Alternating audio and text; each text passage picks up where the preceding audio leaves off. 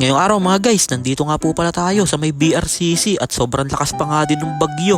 Pero sabi dyan ni Coach J Motovlog, kahit sobrang lakas pa ng bagyo, handa akong tuyuin yung buong court. Makapag-ensayo lang yung mga player natin dito sa Binangonan Red Cow dahil malapit na nga daw yung laban nila. At meron nga din palang bagong player na i-unlock itong Binangonan Red Cow dahil kailangan na daw ng tulong ni Kondisyon. At ito na nga yung bagong player na ma-unlock sa Binangonan Red Cow. Kaya tamang laro lang muna dito yung magkuya.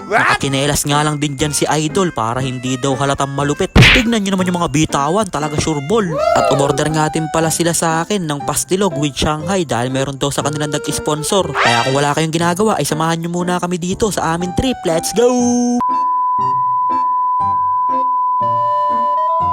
So, ayun po habang banlakas nga nung ulan ay namalengke na nga din kami dito para ma-ready na namin yung mga order ni Coach J. Kaya sinama ko na si Flowy mamalengke, ayun inuuto pa ata niya si ate. At ito na nga din yung mga napamalengke namin, kaya pag uwi ko sa bahay, nagsalang kagad ako ng mantika. Dahil okay na, nabalot na itong ating lumpiang Shanghai, ayun talagang mabisa yan. Kaya sinalang ko na kagad dahil mabilisan na to at maya maya lang ay okay na nga din yan, medyo luto na, kulay brown na eh. Kaya pinagrarapak na namin yan ni Flowy para maiayos na namin at mai-deliver na natin yan sa may BRCC dahil meron nga daw nag-sponsor ng pang-food trip sa Binangonan Red Cow pero ayaw na daw niya magpakilala. Kaya maraming salamat po sa pag-order ng pastilog with Shanghai, talagang tubo na, lugi pa. Talagang yung tutubuin mo dito, pambibili mo lang ng Niusep. Buti na lang nandito si Mikey Barks at sinakay niya tayo sa kanyang tricycle kaya hindi tayo mababasa ng ulan. Pero sana tumigil na din yung ulan dahil hindi naman lahat ay nasa maayos na kalagayan. Kaya kung nasan lugar man po kayo ay mag-ingat po kayo palagi at nandito na nga din kami sa may BRCC. Kaya pinasok ko na nga din yung order nila dahil baka late na nga tayo. At kaya niyaya ko nga din dito si Mikey Barks dahil sasama ko nga siya dito pag tatry outin natin to dito sa Binangonan Red Cow. Kaya habang abala sila sa pag-ensayo ay nilapag ko na nga din yung mga order nila para pagtapos nila mag-ensayo ay diretso food trip na kagad sila. Kaya tinawag na nga dyan ni Coach J Motovlog yung first time niya at tinuturuan niya ng mga malupitang moves. Kaya si Mikey Barks dyan ay tamang pakinig lang kay Coach J Motovlog para matutunan daw niya sa susunod kung paano yung mga gagawin. Kasi pag nakondisyon yan si Mikey Barks ay pwede pa isalang yan dito sa BGL Titans. Kaya manood muna tayo ng scrimmage nila. Binangonan Red Cow nga pala yung magkalaban dyan versus BGL. Kaya unang possession na outside kaagad. Sabay nakuha ng Binangonan Red Cow ang bola, tinira ni Daddy Beans, easy 2 points yun.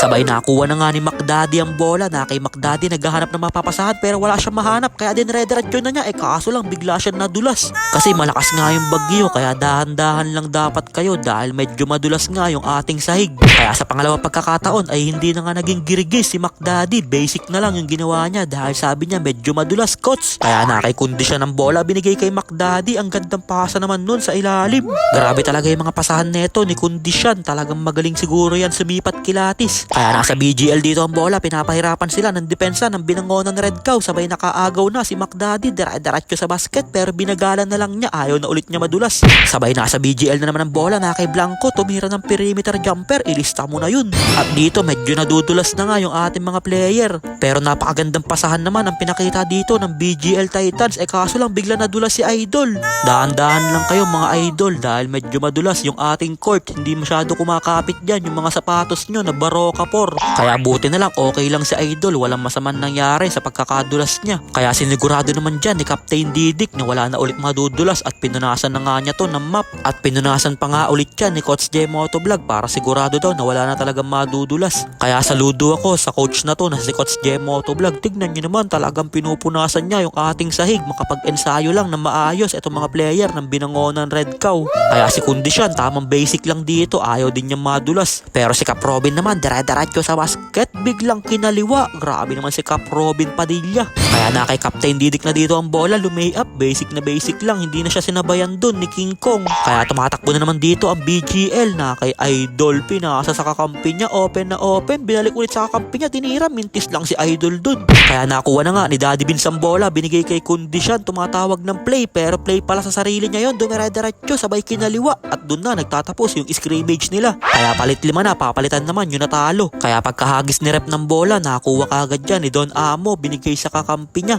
Na kay Captain Didik dito, tumatawag ng screen, dumire-diretso, tinira, mintis lang siya pero nakuha pa din ni McDaddy, kumaldag, grabing pagkakakaldag naman yun ni McDaddy. Nakuha ni Casio ang bola binigay sa ginoo ng Cardona na si Clark Solis, perimeter jumper, ilista mo na yun. Solid talaga yung mga galawan niyan ni Idol Clark Solis, talagang basic lang. Pero mas basic daw itong mga pasa ni Kondisyon, ayan o, lumusot pa, grabe talaga mamasa yun. Kaya sabi dyan ni Don Amo, painom nga muna ako Kondisyon. At pagkatapos nung scrimmage nila ay nagsushooting na nga dito yung bagong ia-unlock na player ng Binangonan Red Cow. Kasi ito si Idol Wesley Casio, kaka-unlock lang neto, ayan o, yung kasama ni Kondisyon. Pero itong si Mikey Barks hindi pa ito ma-unlock, bago pa lang kasi siya magta-try out sa Binangonan Red Cow. Kaya tamang shooting lang dito yung magkuya.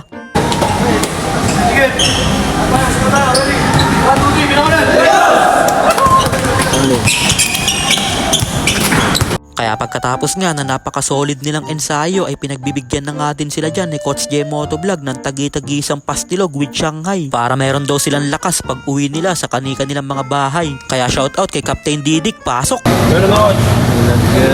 Bili na kayo, pastil tininin. Quality.